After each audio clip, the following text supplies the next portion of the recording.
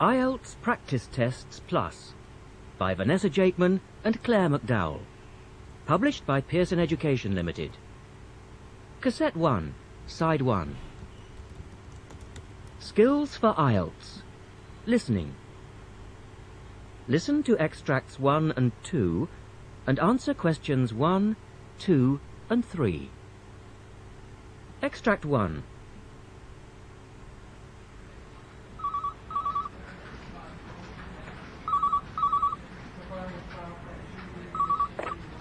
Good afternoon, ticket office.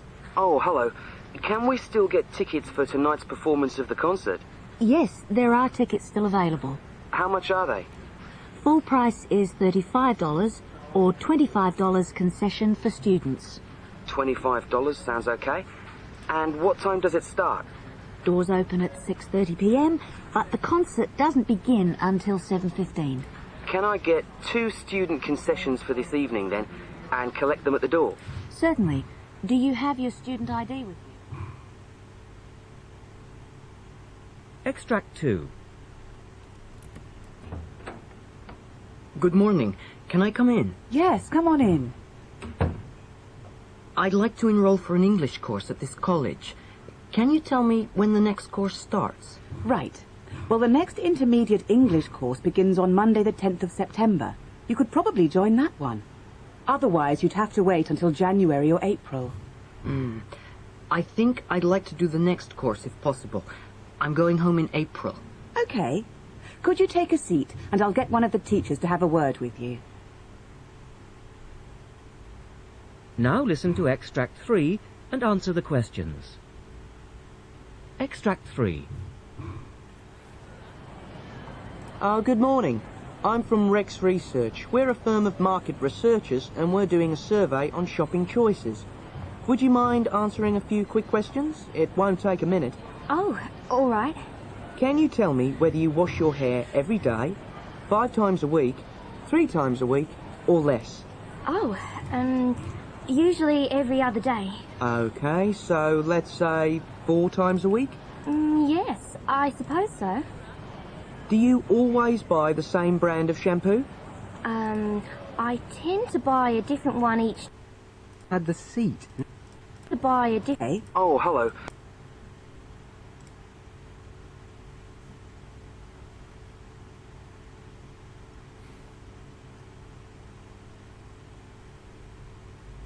IELTS Practice Tests Plus by Vanessa Jakeman and Claire McDowell. Published by Pearson Education Limited. Cassette 1, Side 1. Skills for IELTS. Listening. Listen to extracts 1 and 2 and answer.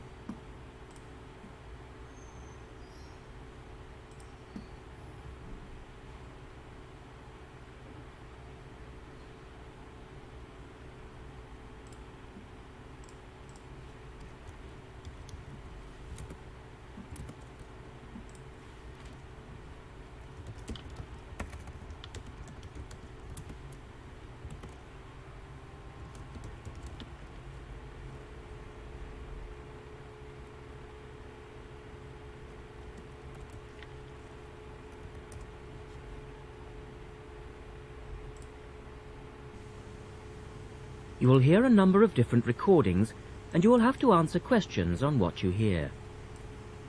There will be time for you to read the instructions and questions, and you will have a chance to check your work. All the recordings will be played once only. The test is in 4 sections. Write all your answers in the listening question booklet. At the end of the real test, you will be given 10 minutes to transfer your answers to an answer sheet.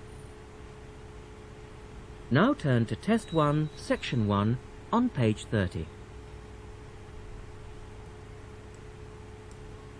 Test 1, Section 1. A woman wants to find out about a paragliding course.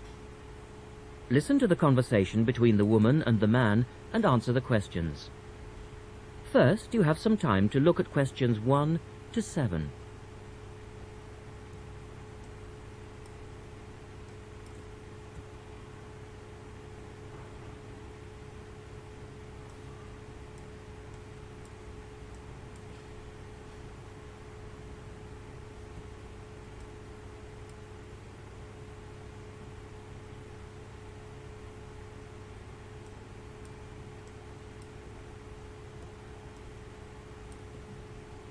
You will see that there is an example which has been done for you. On this occasion only, the conversation relating to this will be played twice.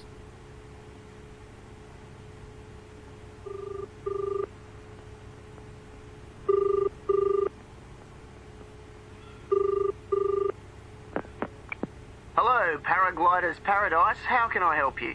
Oh, hi. I'm interested in doing a course in paragliding. Which course are you interested in? Well, I'm not sure. What's available? Well, we've got the introductory course which lasts for 2 days. Okay. Or there's the 4-day beginner's course, which is what most people do first. I'd tend to recommend that one. And there's also the elementary pilot course, which takes 5 to 6 days depending on conditions. We might try the beginner's course. The woman says they would like to try the beginner's course. So the answer is B, the 4-day beginner's course. Now we shall begin. You should answer the questions as you listen, because you will not hear the recording a second time. Listen carefully and answer questions 1 to 7.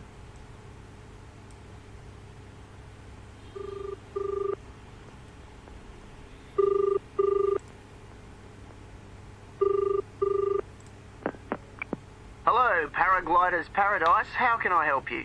Oh, hi. I'm interested in doing a course in paragliding. Which course are you interested in? Well, I'm not sure. What's available? Well, we've got the introductory course which lasts for 2 days. Okay. Or there's the 4-day beginner's course, which is what most people do first. I'd tend to recommend that one. And there's also the elementary pilot course, which takes 5 to 6 days depending on conditions. We might try the beginner's course. What sort of prices are we looking at? The introductory is $190. The beginner's course, which is probably what you'd be looking at, is $320. No, sorry, $330. It's just gone up. And the pilot course is $430. Right. And you also have to become a member of our club so that you're insured. That'll cost you $12 a day. Everyone has to take out insurance, you see. Does that cover me if I break a leg? No, I'm afraid not. It's only third party and covers you against damage to other people or their belongings, but not theft or injury. You would need to take out your own personal accident insurance. I see. And what's the best way to get to your place? By public transport, or could we come by bike? We're pretty keen cyclists. It's difficult by public transport, though there is a bus from Newcastle. Most people get here by car, though, because we're a little off the beaten track. But you could ride here, okay? I'll send you a map. Just let me take down a few details. What's your name? Maria Gentle. And your address, Maria? Well, I'm a student staying with a family in Newcastle. So it's care of... Care of Mr. and Mrs. McDonald. Like the hamburgers? Yes, exactly. McDonald. The post office box address is probably best. It's P.O. Box 676, Newcastle. Is there a fax number there? Because I could fax you the information. Yes, actually there is. It's 0249, that's for Newcastle, and then 775431. Okay, now if you decide to do one of our courses, you'll need to book in advance and to pay when you book. How would you be paying? By credit card, if that's okay. Do you take Visa? Yes, fine. We take all major cards, including Visa. Okay then. Thanks very much. The girl is telling her friend about the course. Look at questions 8 to 10.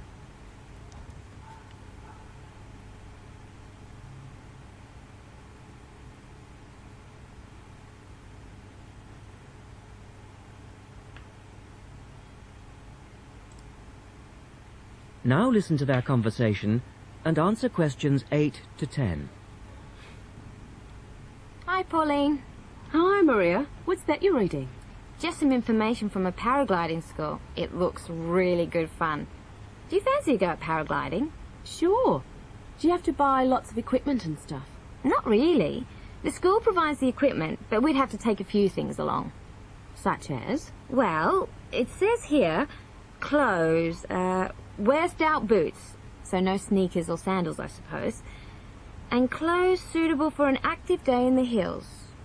Preferably a long-sleeve t-shirt. That's probably in case you land in the stinging nettles. It also says we should bring a packed lunch. We do not recommend soft drinks or flasks of coffee. Water is really the best thing to drink. We need to bring suntan lotion and something to protect your head from the sun. Okay, that sounds reasonable. And where would we stay? Well, look, they seem to operate a campsite too, because it says here that it's only $10 a day to pitch a tent. That'd be fine, wouldn't it? And that way we'd save quite a bit, because even a cheap hotel would cost money. Or perhaps we could stay in a bed and breakfast nearby. It gives a couple of names here we could ring. I think I might prefer that. Hotels and youth hostels would all be miles away from the farm, and I don't fancy a caravan. No, I agree. But let's take a tent and pray for good weather. Okay, let's do it. What about next weekend? No, I can't. I'm going on a geography field trip. And then it's the weekend before the exams, and I really do need to study. Okay then, let's make it the one after the exams. Fine. We'll need a break by then. Can you ring and let me know if you can find that? That is the end of section 1. You now have half a minute to check your answers.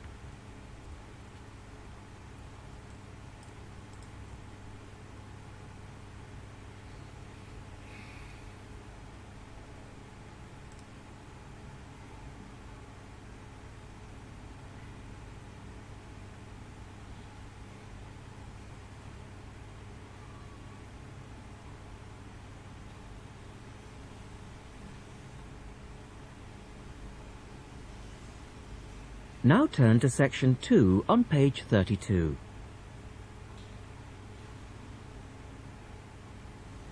Test 1, section 2. You will hear a reporter talking on the radio about old racing cars. First, look at questions 11 to 16.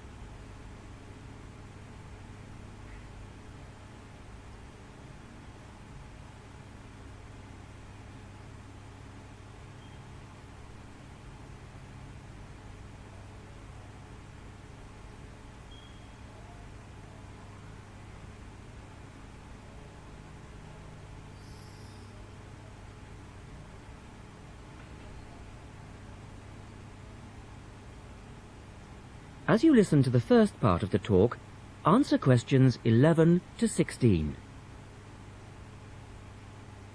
The Goodwood Museum is currently celebrating some of the most extravagant types of car design in its Festival of Speed. Here's our reporter, Vincent Freed, who's on site to tell us about some of the cars on display. Well, here I am, standing in front of one of the most prestigious cars ever built, the Duesenberg. A fantastically expensive, luxurious car built in the early part of the 20th century and bearing all the glamorous qualities of the Jazz Age. How many were there? Well, only 473 Duesenberg J-types were ever built, and the model here is one of the rarest. Each had a short 125-inch chassis or framework, and the body was always in the form of an open two-seater. The technology behind the car's 6.9-litre engine was extraordinary. It featured capsules of mercury in the engines to absorb vibration and provide an incredibly smooth ride. In fact, these cars offered unparalleled performance. In an age when 160 kilometers per hour was considered very fast, the Duesenberg promised a top speed of 180 kilometers per hour and could do 140 kilometers per hour in second gear. Duesenberg, who designed the car, sold it as a frame and engine. This was typical of the age again, and many prestige manufacturers such as Rolls-Royce did exactly the same. Owners able to afford the hefty $9,000 price tag for the basic car would then commission a coachwork company to build a body tailored to their own individual requirements. The Duesenberg's great attraction for the driver was its instrument panel, which offered all the usual features, but also several others, including a stopwatch. It was the Duesenberg's technology that lay behind its success as a racing car, and they dominated the American racing scene in the 1920s, winning the Indianapolis Grand Prix in 1924, 25 and 27. Now look at questions 17 to 20.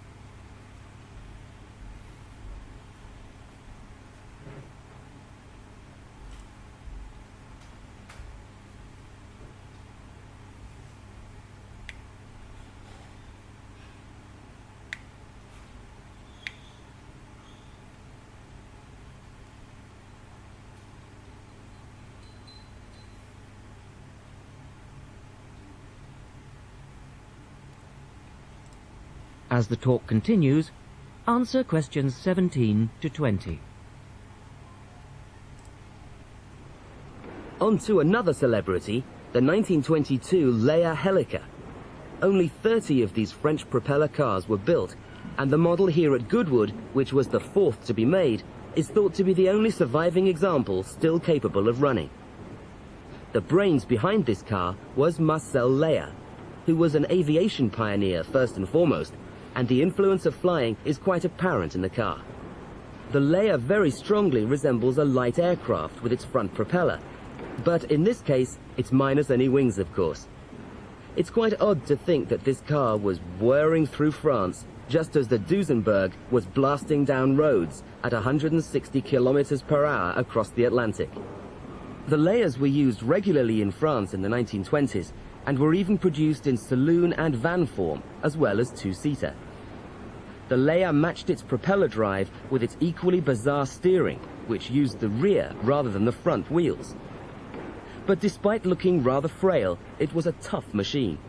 In fact, when troops tried to steal it during the Second World War, the car's baffling design was clearly beyond the would-be thieves, and it ended up being driven into a tree, breaking the propeller.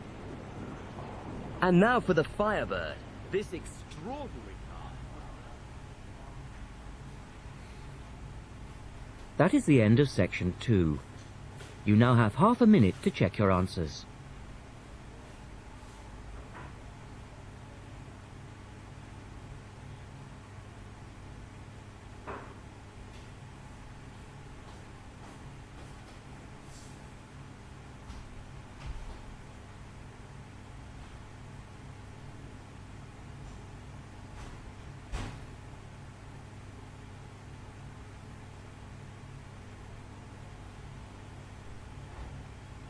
Now turn to section 3 on page 33.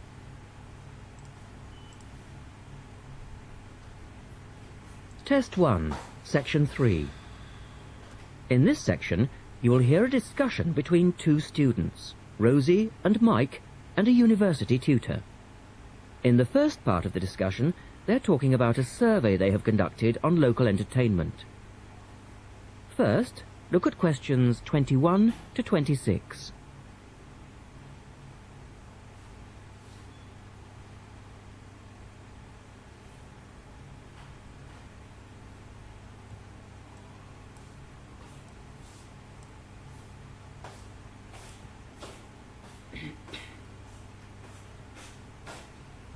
Now listen to the first part of the discussion and answer questions 21 to 26. Good morning, everyone. Well, I think we can start straight away by getting Rosie and Mike to do their presentation. Would you like to start, Rosie? Yes. Well, we've done a survey on local entertainment.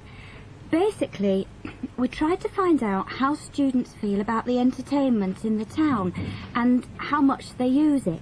Yes, so we've called our project Out and About. Yes, that's a good title. Out and About. We wanted to find out how well students use the entertainment facilities in town, whether they get to see the latest plays, films, that kind of thing. Now, we have our own facilities on campus, of course. Oh, yes. We deliberately omitted those as we really wanted to examine outside entertainment in the town as opposed to on the university campus. Actually, there were a lot of areas to choose from, but in the end, we limited ourselves to looking at 3 general categories: cinema, theatre and music. Right. OK. Well, first of all, cinema. In the town, there are 3 main places where you can see films. There's the new multi-screen cinema complex, the old park cinema, and a late-night Odeon.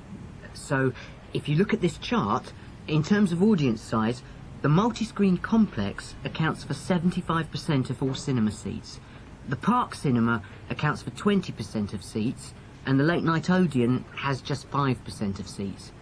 As you probably know, the complex and the park show all the latest films, while the late-night cinema tends to show cult films.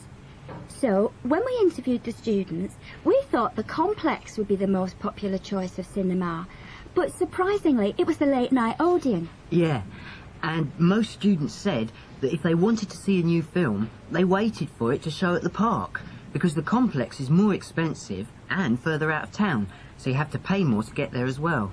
Yes, and that adds to the cost, of course, and detracts from the popularity, evidently. Well, next, we looked at theatres. The results here were interesting because, as you know, there's a theatre on campus which is popular, but there's also the Stage Theatre in town, which is very old and architecturally quite beautiful. And there's the large modern theatre, the Ashtop, that has recently been built. So you just looked at the 2 theatres in town? Yes, but the thing about the theatres is that there's a whole variety of seat prices. Also, the types of performance vary, so students tend to buy seats at both and like using both for different reasons. And if they want cheap seats at the Ashtop, they can just sit further from the front. What we did find that was very interesting is that there are periods during the year when students seem to go to the theatre and periods when they go to the cinema, and we really think that's to do with budget. If you look at this graph, you can see that there's a... Alo. Anh gửi phòng bảo vệ giúp em ạ. Phòng 404, 404. Vâng.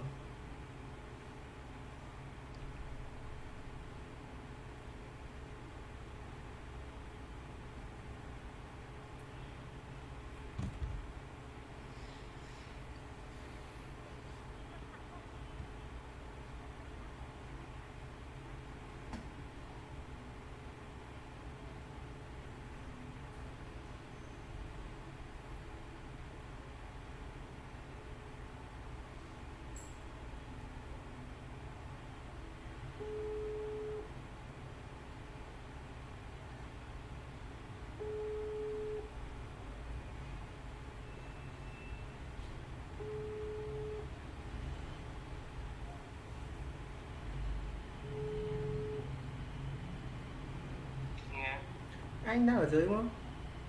Này đang dưới này. Ê, có shipper gửi đồ gì cho em, anh lấy hộ em với nhá. Ok.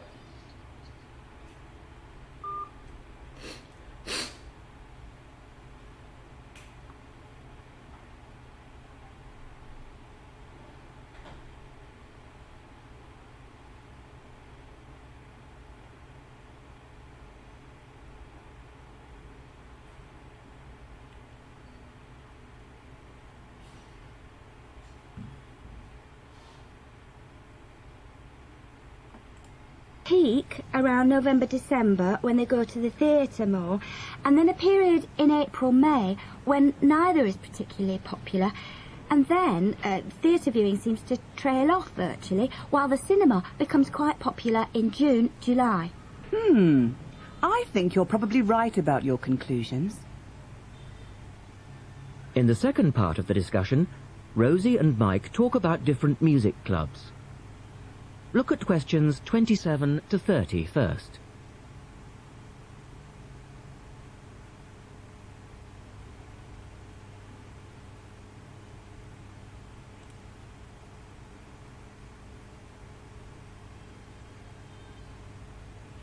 As you listen to the discussion, complete the chart about the different music clubs.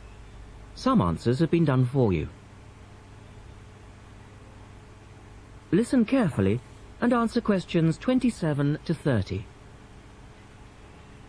Well, lastly, we looked at music.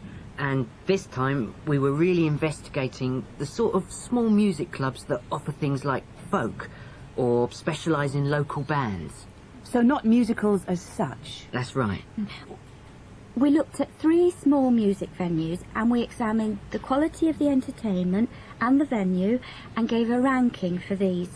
A cross, meaning that the quality was poor, a tick, meaning it was okay, and 2 ticks for excellent. First of all, the Blues Club, which obviously specialises in blues music.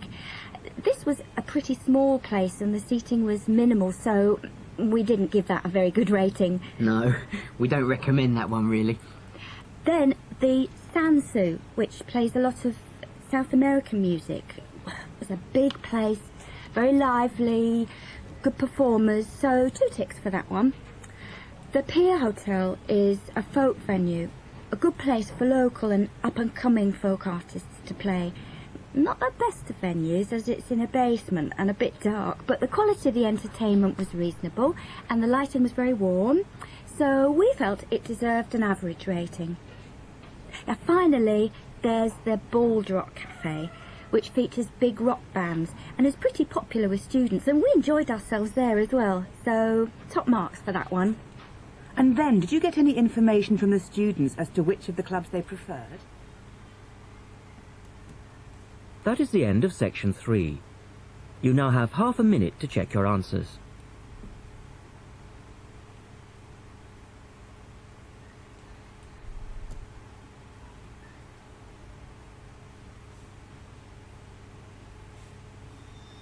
Cassette 1, side 2. Now turn to section 4 on page 35.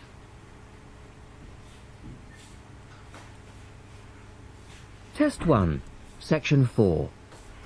You will hear a lecturer talking about dust storms. First, you have some time to look at questions 31 to 36.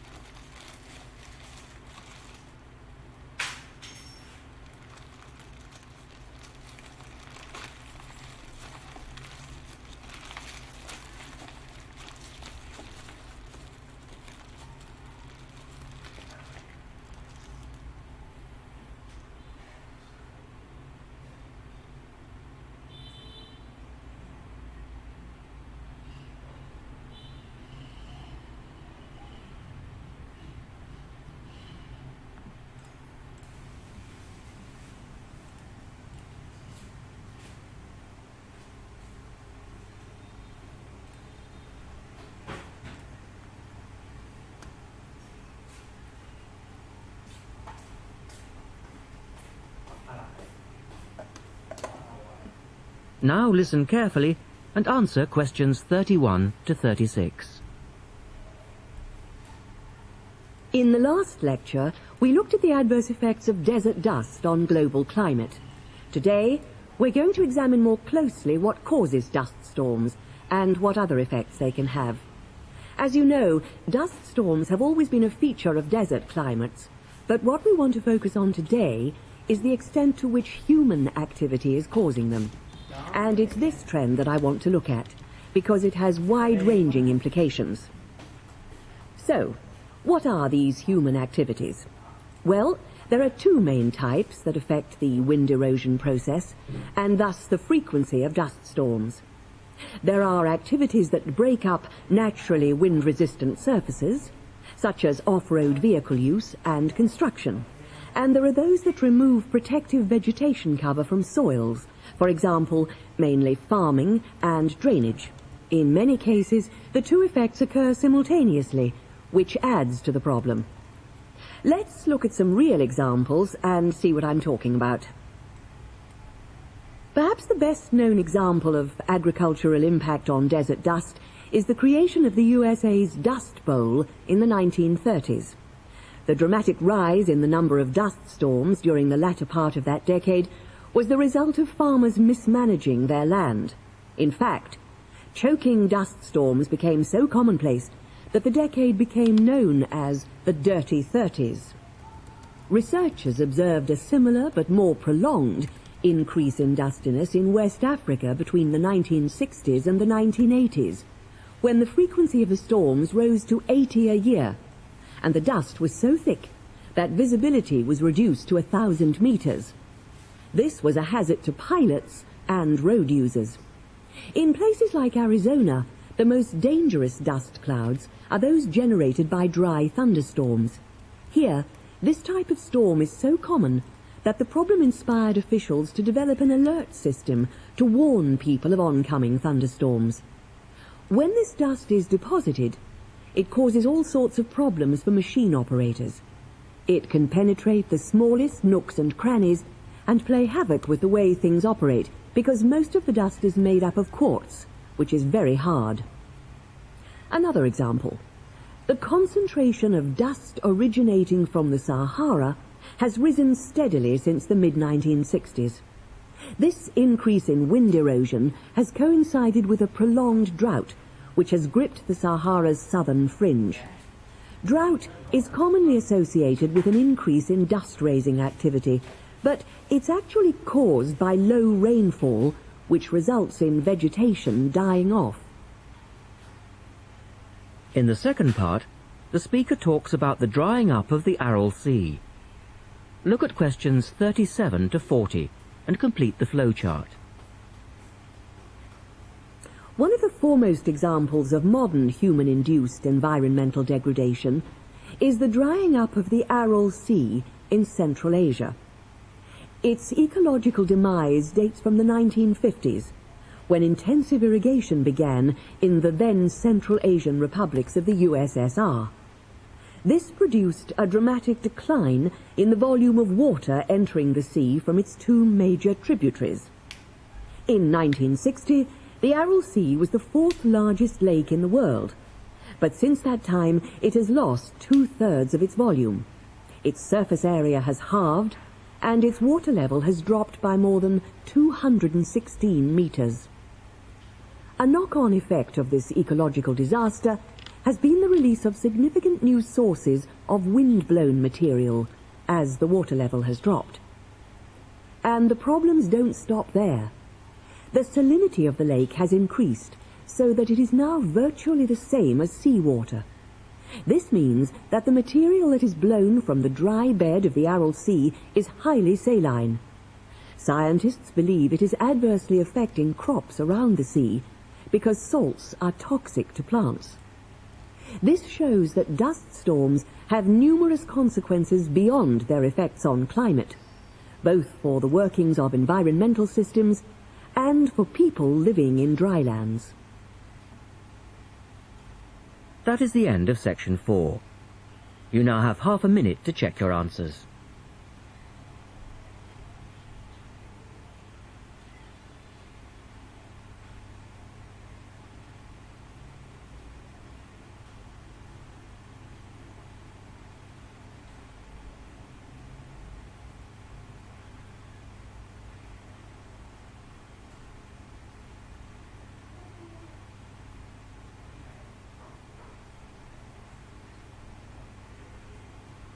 That is the end of the listening test.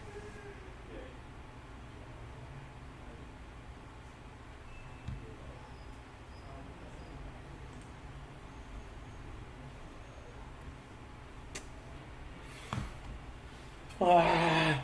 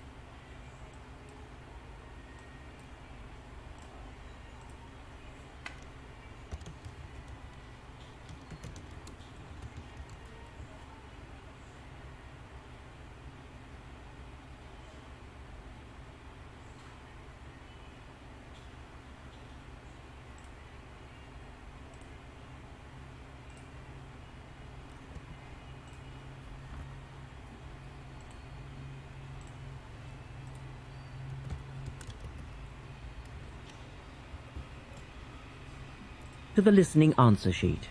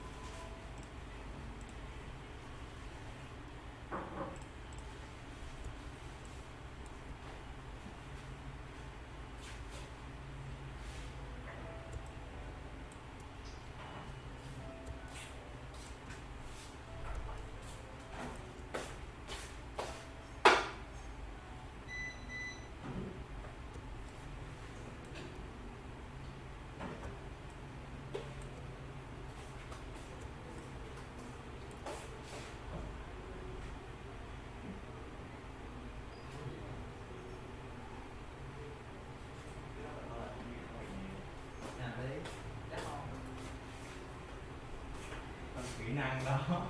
Đôi kỹ năng đó.